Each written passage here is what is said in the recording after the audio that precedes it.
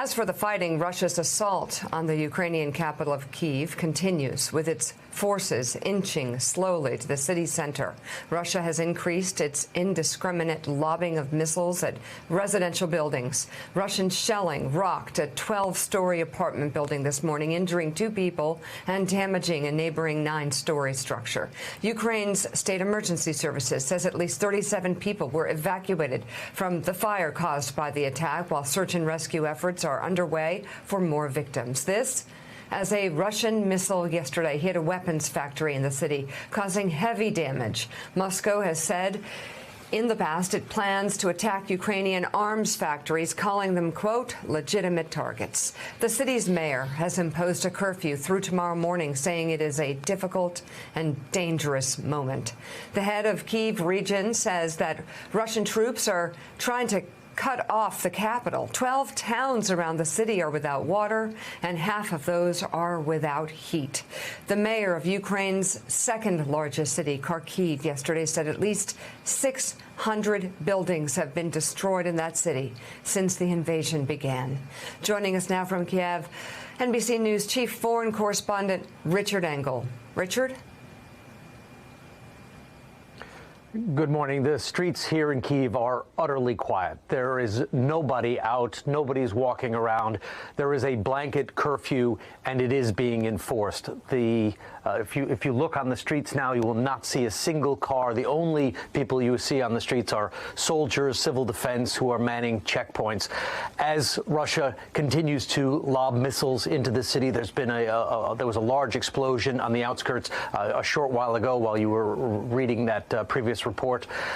But Ukrainian forces also are going on the offensive, according to several Ukrainian officials, that starting last night and into this morning, they say that they have launched several what they're describing as very large-scale offensives against Russian troops, and they are reporting back encouraging battlefield information.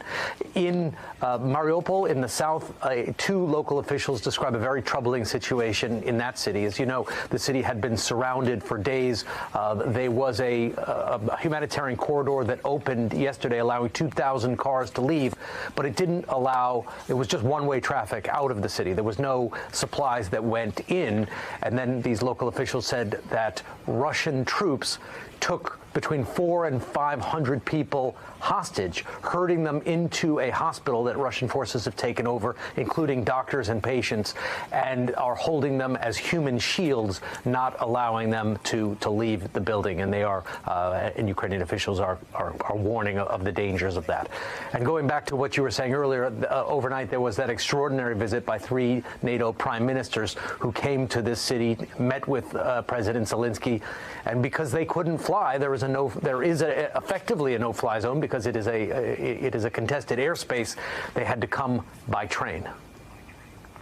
Yeah, Richard, I'm curious what we read in the United States, what we hear from you and others.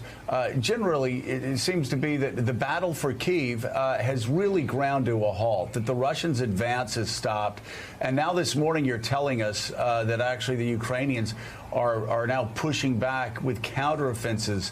What more can you tell us about the Russian forces and their inability to encircle this city and what you're hearing from troops on the ground there?